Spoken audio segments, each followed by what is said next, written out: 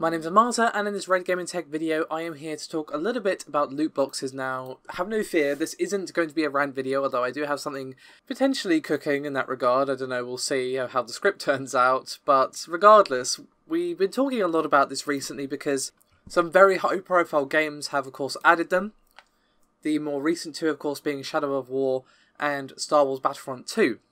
And there's been a lot of conversation about Battlefront 2, especially because it is very much pay to win, at least in my opinion. But again, this isn't the video for that. I'm just bringing up why this is going to be such a hot button topic, especially at the moment. But obviously even before that it was, because, you know, people are seeing more and more loot boxes, and it started off as, hey, cosmetic, it's, you know, who cares, whatever. And it's becoming less and less the case, and it's becoming more and more obnoxious. Now, I'm not really surprised to see this being popularised. You know, Overwatch was by far from the first to do it, but definitely one of the more recent examples of a big budget game being like, hey, here's some loot boxes, here's some cosmetics, have fun. And while that system can definitely be improved, I don't mind Overwatch's loot boxes because at the end of the day, the game is 100% the same without them.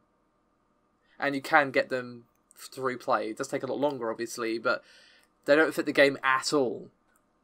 Now, I'd obviously prefer no loot boxes, but at least in Overwatch's case, there's no DLC.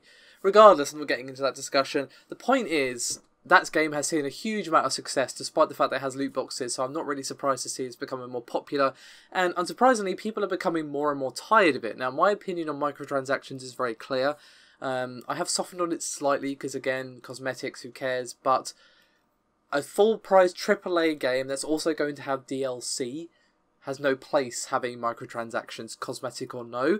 And unfortunately, we've seen them becoming less and less cosmetic and more, hey, this might as well be buying power, or this is, hey, a really weird and random and kind of shitty way to unlock content that's kind of forcing you to pay money if you want to actually enjoy the game. Unfortunately, that is the trend that we've seen, and the uproar against them has been rising, and I can't really blame people because it's getting to the point where, like, please stop. Now, I don't think they're going to implode on themselves anytime soon. I'm not going to see them disappear from games tomorrow. But I do think they are definitely kind of burning through people's goodwill quite quickly, because they're getting more and more obnoxious, basically.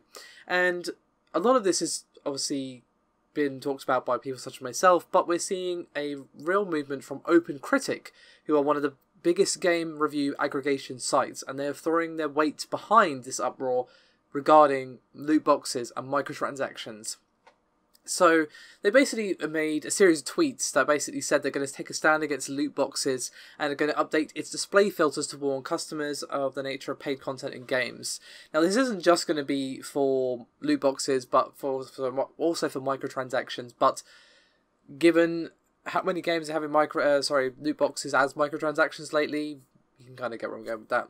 Basically, they're going to break this down into several categories, which I really like, and this is by no means concrete. They're probably going to tweak this, add stuff. You know, they're not adding just to the website tomorrow. They're asking for feedback on their tweets. Obviously, they're going to see if they've missed anything, but I really love everything that they've suggested so far. They've got random loot box versus sure thing, or buying direct, cosmetic versus buying power, exclusively paid versus can be acquired in game, prompts during gameplay versus dedicated store, and 100% unlock completion time with no payment.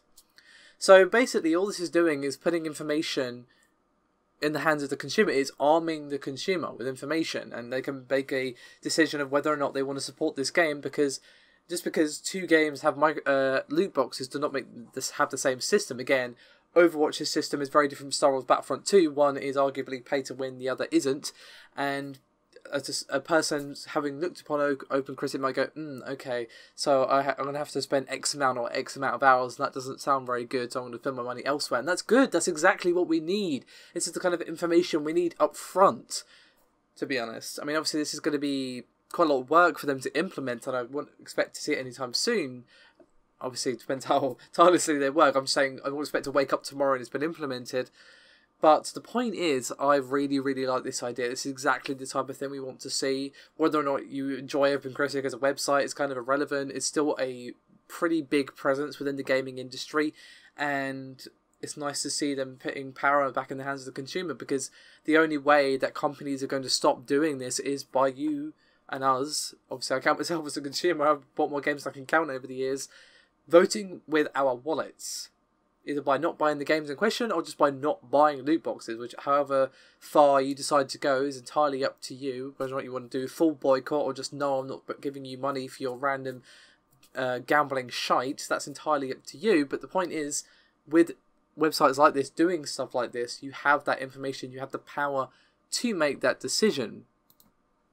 You know, when you've got especially egregious cases, like, for example, the fact that there's a bonus ending in Shadow of War, which is heavily leaned towards you paying them actual money by making it extremely time-consuming if you want to do it for free. This is the kind of information that we need, because otherwise companies are going to keep pushing their luck, basically.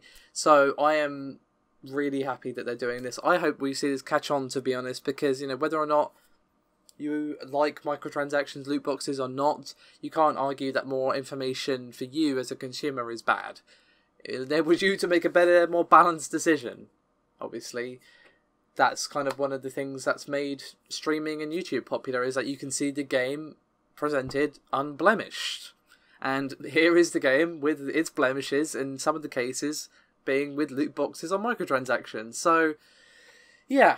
We've seen 2017 be the year of the loot box, and people are getting really sick of it, and I think if publishers don't back off and know when to stop, or know when to at least not being so obnoxious about it, we're going to see quite the implosion on this. But I could be wrong, of course. I'm a strange mix, cynical but oddly hopeful at the same time, so we'll see. But I definitely think publishers are pushing their luck with how obnoxious they're getting. That's one thing I do definitely know for sure.